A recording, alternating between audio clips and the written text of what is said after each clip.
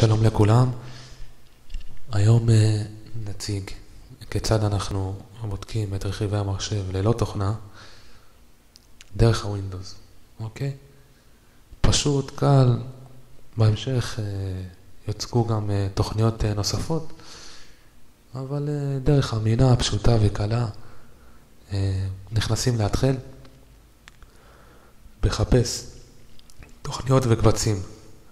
אנחנו נלחץ באנגלית כמובן DX דיאג, ונראה שמיד מופיע כמו סימן של דיירקטס. נלחץ עליו,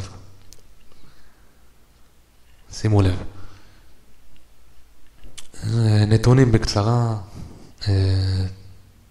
שם המחשב, מערכת הפעלה, כמובן 64 ביט לבעלי זיכרון מעל 4 ג'יגה. מה עוד? סוג הביוס, המעבד, זיכרון, בסדר?